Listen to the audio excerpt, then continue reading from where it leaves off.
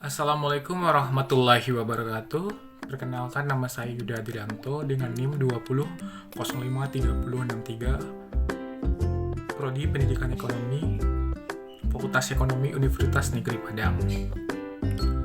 Kesempatan kali ini saya akan membahas materi tentang marketing informasi sistem, yaitu atau yang sering kita sebut dengan sistem informasi pemasaran pada mata kuliah manajemen pemasaran. Pada materi ini saya akan bahas 4 pokok, yaitu sistem pencatatan internal, kedua analisis lingkungan makro, yang ketiga lingkungan demografi, yang keempat lingkungan makro. Sebelum saya menjelaskan 4 pokok pembahasan tersebut, saya akan menjelaskan terlebih dahulu apa itu marketing informasi sistem.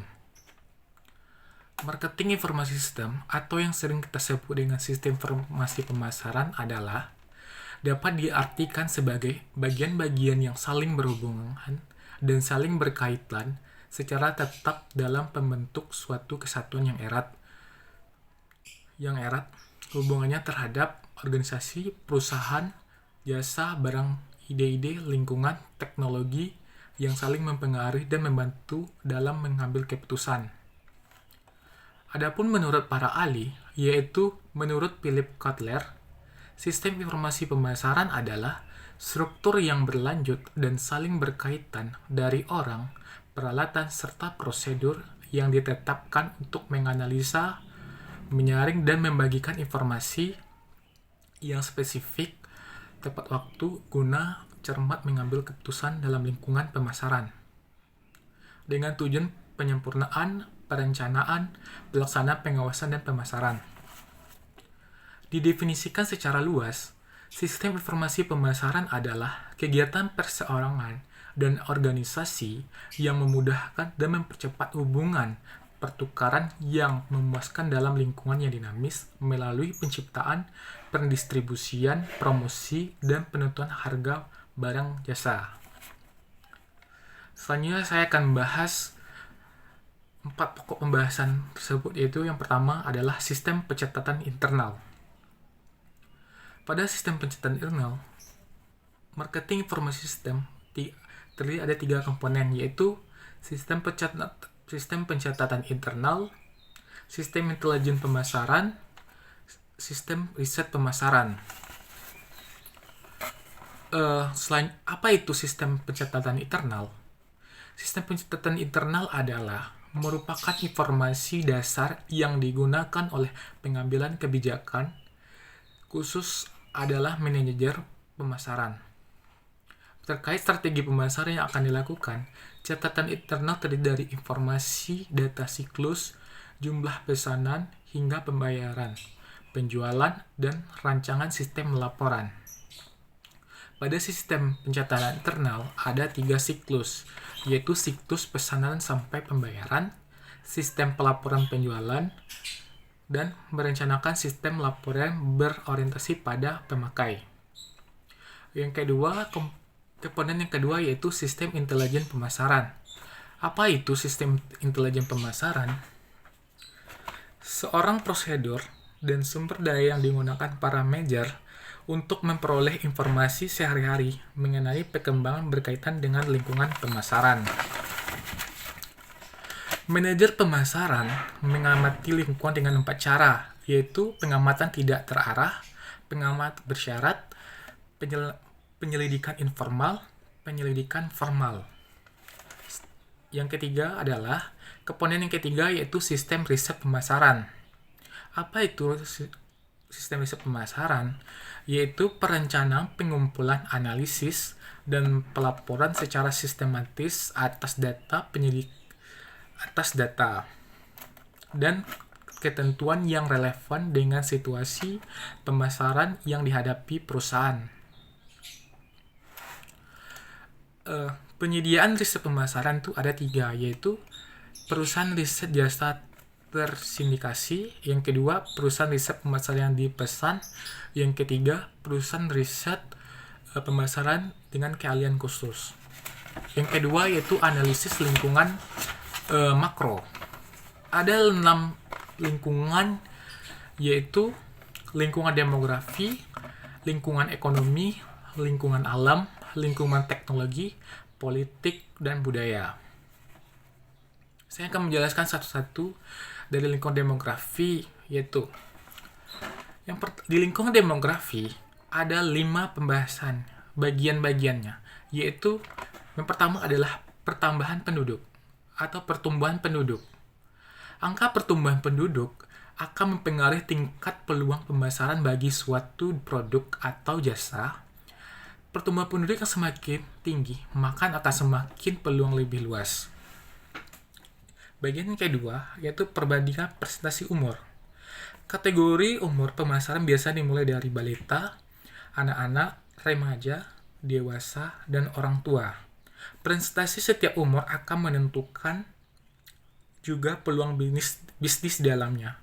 Karena setiap konsumen atau kategori pemasaran sangat beda-beda kebutuhannya. Contohnya adalah anak-anak. Anak-anak membutuhkan seperti pakaian, bermain, alat-alat permainan, dan orang remaja dan dewasa pun beda juga kebutuhannya. Selanjutnya, pasar etnik merupakan salah satu potensi pasar yang perlu dipertimbangkan. Tergantung mempunyai kecenderungan preferensi dan kebutuhan bersama yang unik.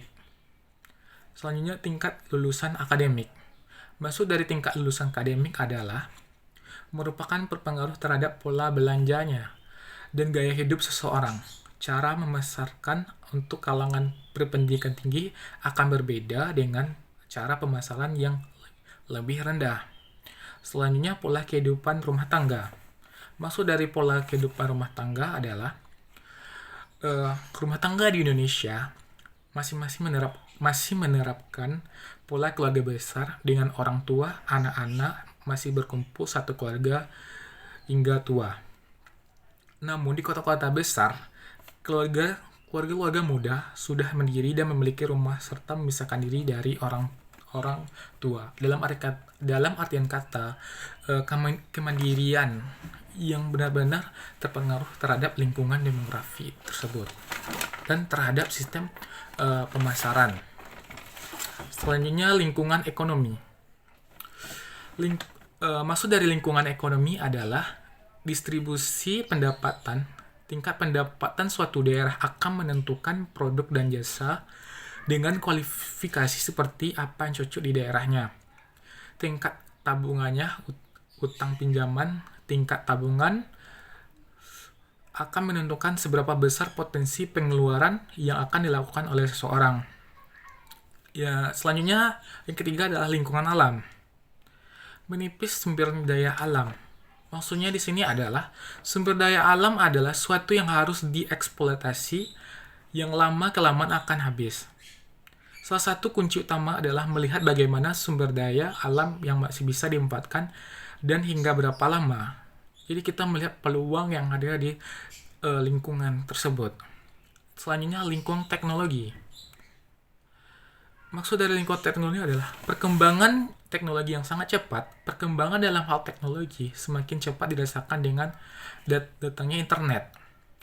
Perubahan dinamika berlangsung dalam waktu yang semakin cepat dan skala yang semakin luas. Inovasi teknologi yang terus berkembang. Perkembangan teknologi juga dibarengi dengan berbagai inovasi dalam banyak produk dan jasa. Seperti yang kita rasakan pada saat ini, pada masa pandemi, pada lingkungan teknologi sangat berfungsi dan sangat berguna, seperti aplikasi Gojek, aplikasi belanja online, dan lain-lainnya. Selanjutnya, lingkungan politik. Lingkup politik adalah aturan dalam sektor industri dalam menjalankan bisnis. Aturan merupakan suatu landasan mutlak. Karena itu, pemetaan yang peluang bisnis juga perlu melihat berbagai aturan yang mengatur industri tersebut, sehingga tidak terjadi bentrok ataupun masalah di kemudian hari. Selanjutnya, lingkungan budaya. Karena yang terakhir ini adalah lingkungan budaya. Karena perbedaan budaya pada masing-masing negara menjadikan gaya hidup masing-masing negara dan daerah yang berbeda-beda. Pemahaman budaya pada setiap daerah akan mempermudah pemasar menyediakan produk ataupun jasa yang sesuai kebutuhan daerahnya. Dan ditambah lagi dengan keyakinannya. Contohnya, karena setiap agama akan menentukan batasan-batasan dalam melakukan pembelian atau penjualan. Contohnya di agama kita, karena saya seorang muslim, contohnya nih, penjualan minuman keras. Karena kalau kita apalagi di daerah Sumatera Barat, kalau perusahaan minuman keras menjual minuman seperti minum-minum alkohol keras di Sumatera Barat, pasti bakalan tidak laku. Beda lagi di daerah seperti daerah Sulawesi Utara atau Bali yang mayoritas memang non-muslim dan masih bisa ditoleransi dengan minuman seperti itu. Mungkin itu saja pembahasan saya tentang analis sistem informasi pemasaran. Mungkin kalau ada